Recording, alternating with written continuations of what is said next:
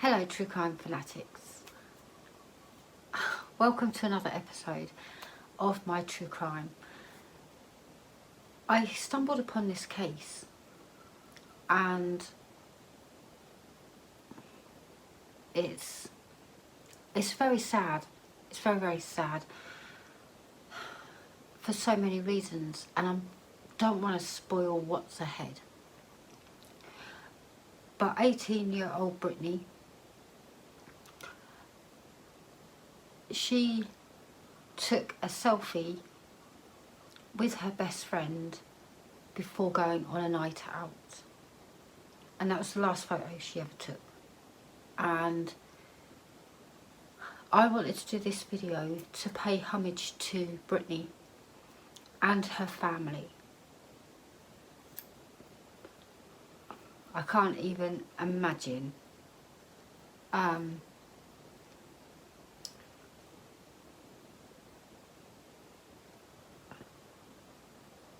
she's not forgotten, and here I am in my little box talking about Brittany and her life. So in all of my true crime, we talk about the person that committed excuse me, we talk about the person that committed the despicable acts that we talk about, but I'm always very mindful personally of the victims in all of that. And yeah, I have named this one after Brittany because it was a case I stumbled upon, and I just became attached to the case, and I wanted to share it with you guys. So without further ado, I am working on my Diamond Art Studio daisy field. So grab your project, whatever you are working on, come join me. And yeah, as always, please leave your thoughts down below. I love interacting with you, as you know, and I shall let you get to it. Thank you so much for joining me. I really do love your company while we discuss these cases. So I shall see you soon.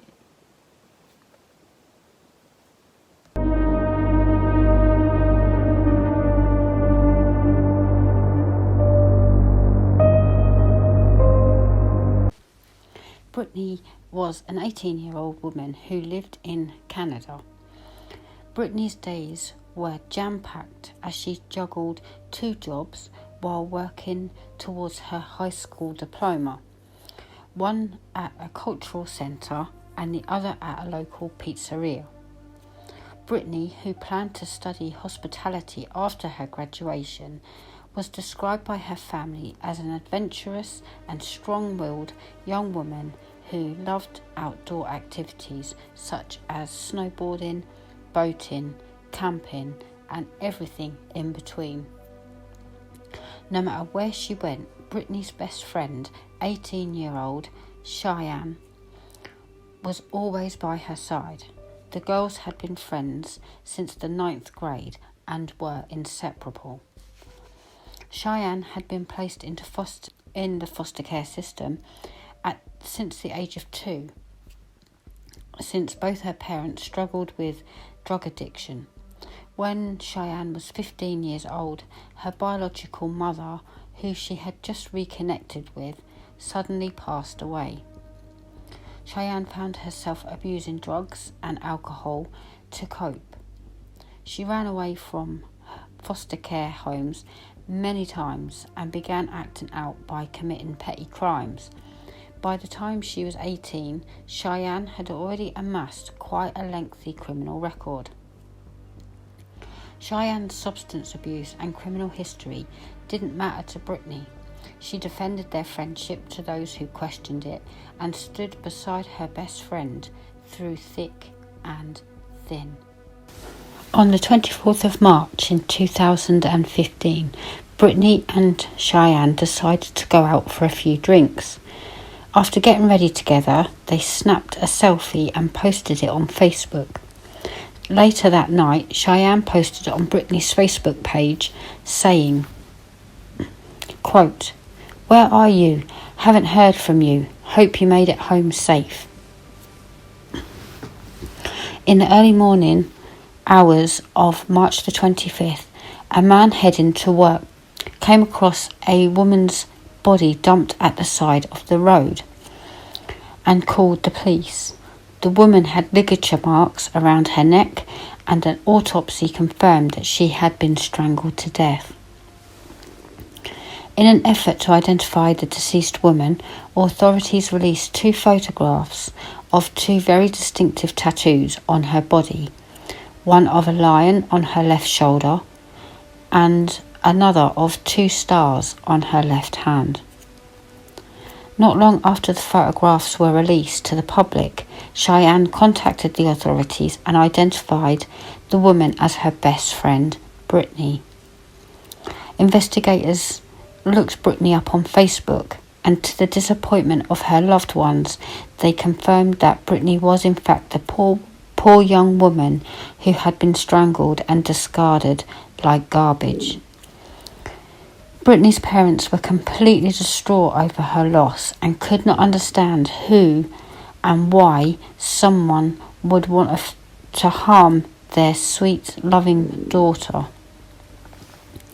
12 hours after Britney was officially declared deceased, Cheyenne wrote on her Facebook page, quote, "Woke up with tears in my eyes.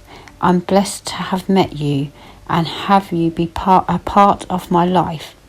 Still can't believe those last 2 days were going to be the very last 2 days that I would be able to hug you, talk to you and laugh with you.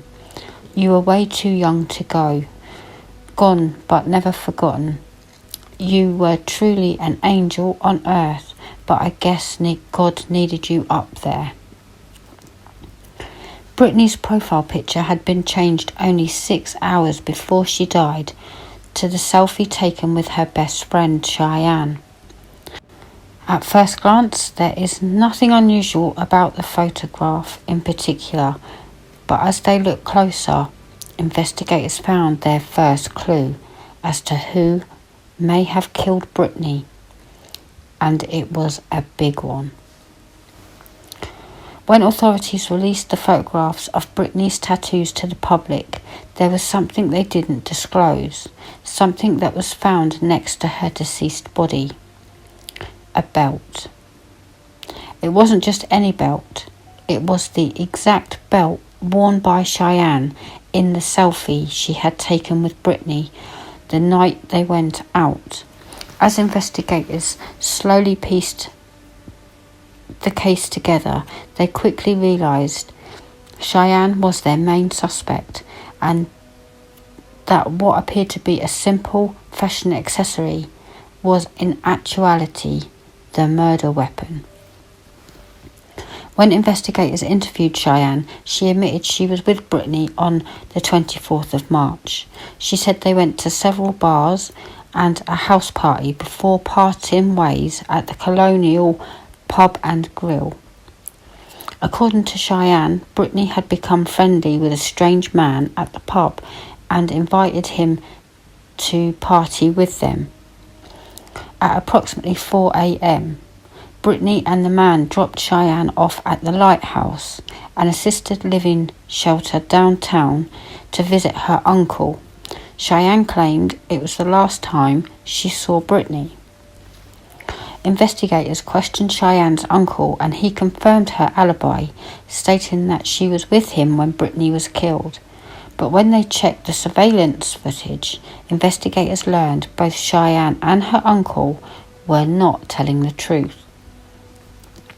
Surveillance footage from the Colonial Pub and Grill proved Britney and Cheyenne had not been there on the evening of the 24th of March or the early morning hours of the 25th of March, and footage from the Lighthouse also proved Cheyenne had not visited her uncle either. When investigators confronted Cheyenne's uncle, that his story was not adding up. He admitted his niece had begged him to be her alibi. Cheyenne told her uncle that she and Brittany were partying with two men in a hotel when they became angry about a dispute over drugs and strangled Brittany. Then they forced Cheyenne to dispose of her body at gunpoint. Investigators confronted Cheyenne with the evidence piled up against her, but she remained tight-lipped and showed zero emotion regarding the matter, something Crown Prosecutor Robin Ritter referred to as unusual. Quote, "Most people, when confronted with a serious crime, they have an emotional reaction. She didn't. Her reaction may be unusual for someone so young. She held it together. She held it in. She never displayed emotion or remorse." A few weeks later, a friend of Cheyenne's gave investigators their next big break. The woman claimed that on March the 25th, between 4 and 5 a.m, Cheyenne came to her house and in a drunken, frantic state and confessed to strangling Brittany during an argument. Rather than phone the police, the woman decided she did not want to get involved and told Cheyenne to leave. The belt used to strangle Brittany was sent in for DNA testing and had both her and Cheyenne's DNA on it. Inside Brittany's car was Cheyenne's iPhone, and the wheels were covered in dirt and long grass commonly found in fields. Unfortunately, even with DNA evidence, a murder weapon, a falsified alibi, and the alleged confession by Cheyenne to her friend, this was not an open and shut investigation. Prosecutors spent the next 2 years building their case and in 2017 charged Cheyenne with second-degree murder. Still, prosecutors could not prove Cheyenne intended to kill Brittany that night.